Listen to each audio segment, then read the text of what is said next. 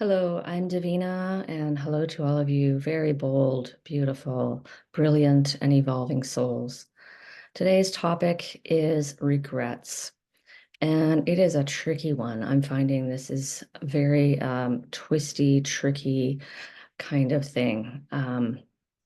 So you might find after if you didn't heal immediately after you left your parents, then you've also led a life um, that has been, dominated by shame and guilt and fear and, probably addiction um, and codependency. So um, it's likely, if you're anything like me, that you have regrets.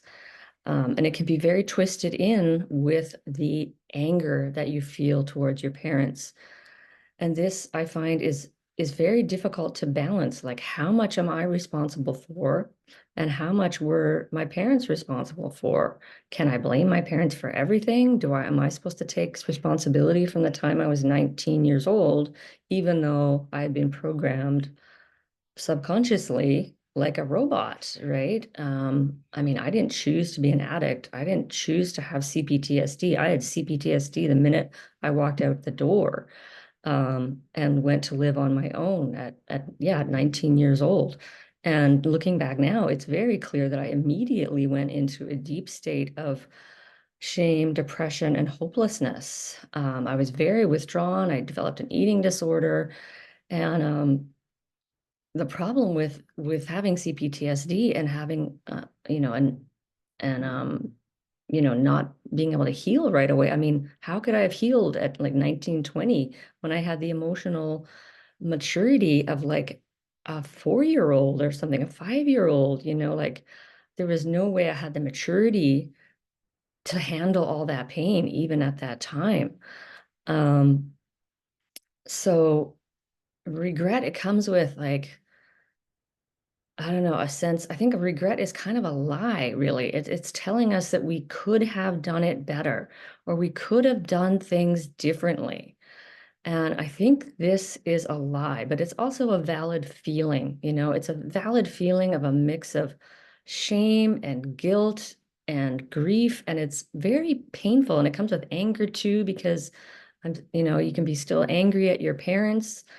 Um, and I think I've needed to like blame my parents, get angry at my parents time and time again, over and over, to even get to this point where I can feel regret about the things that I did, the choices I made, if you can call them choices, because I don't even really believe that there is free will if you are living from your subconscious.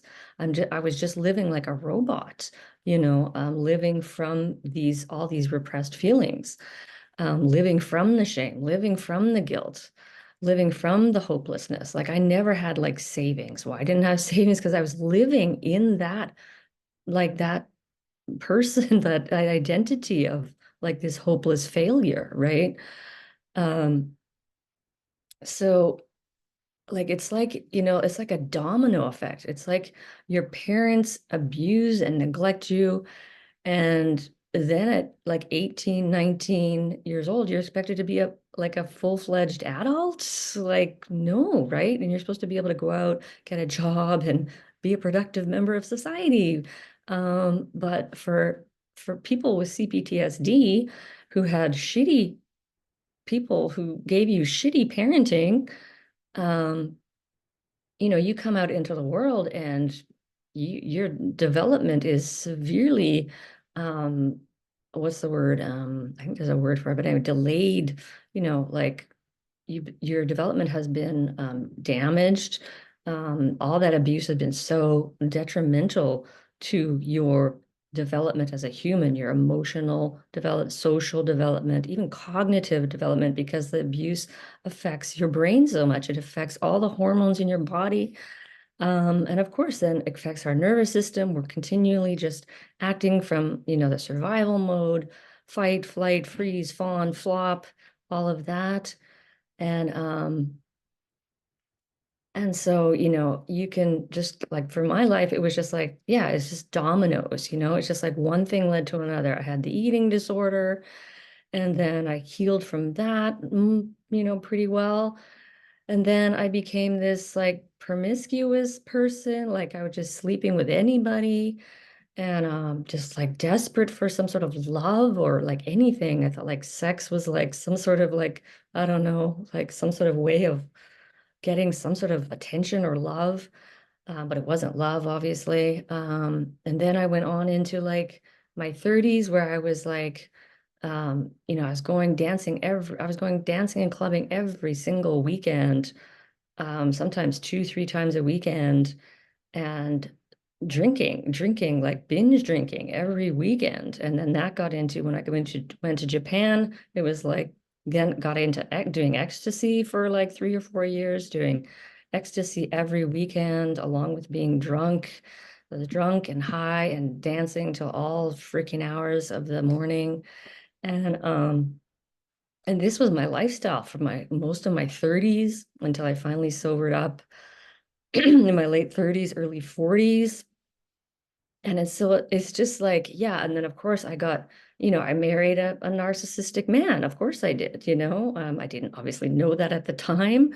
But it's just like this domino effect. And then, mid 40s, I have to, I leave my husband, and I'm like 53, and I'm like, what happened? Like I'm trying to get my life back together, and I feel like I don't know. It's so frustrating. So if you're in this position, especially if you've healed later on in your life, there is such a heap of regret and grief to deal with.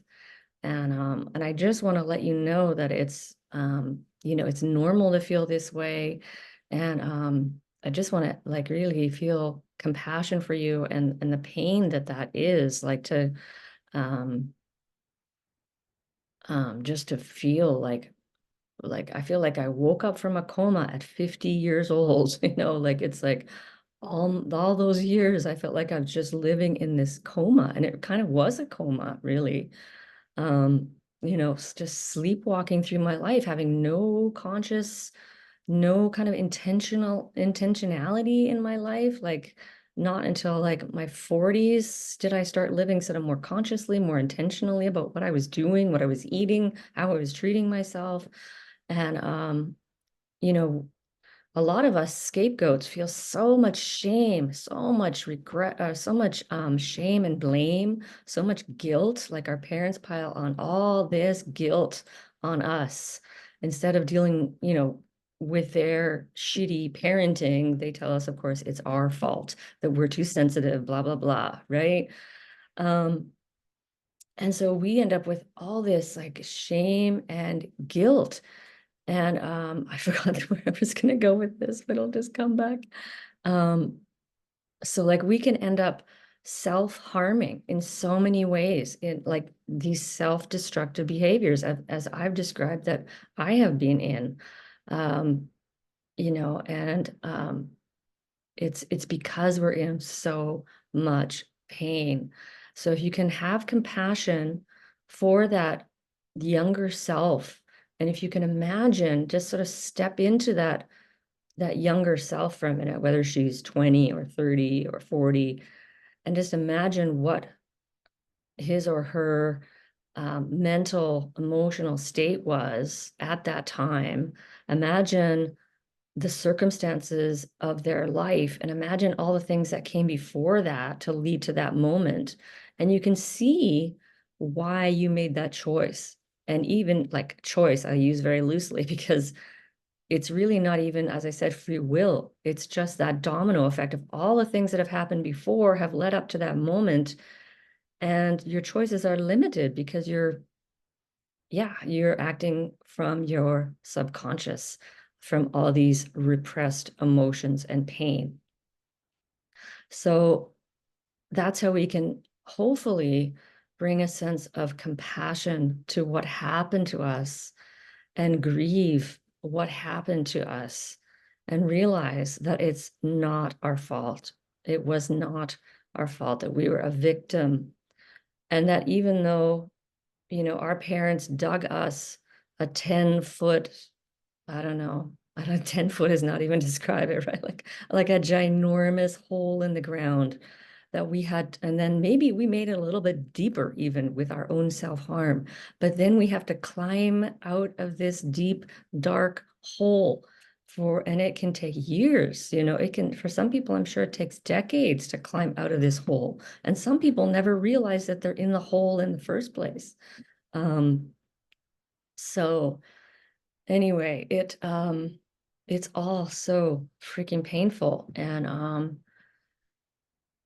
yes, but yeah, just I wanted to make this video to hopefully just bring some, some compassion, some forgiveness. And this is also where forgiveness can come in, where self-forgiveness can start to come in, that we can forgive ourselves, knowing that we didn't really have a choice, in those moments, not a true conscious choice.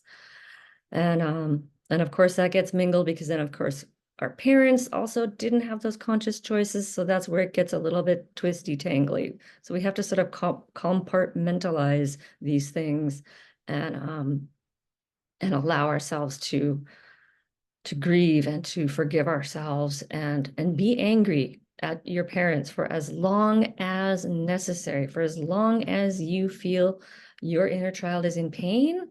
That's how long we need to be angry for, in my opinion. As long as I have a hurting 5-year-old or 12-year-old or 8-year-old hanging out here in my body, then yeah, it's a tricky balance, blaming parents and then also accepting some sort of responsibility for, because we need to obviously be responsible for our own selves and our own lives from the time we are adults, so-called, again, adults. So we can blame a whole society too for this fucked up mess. Anyway, yeah, so forgive yourself first. Don't worry about forgiving your parents. Forgive yourself and have compassion for yourself first. And that's what I wanted to say today. And as always, wishing you so many blessings on your journey of healing and awakening. And I am Davina, Apple's Blooming. Thank you for watching.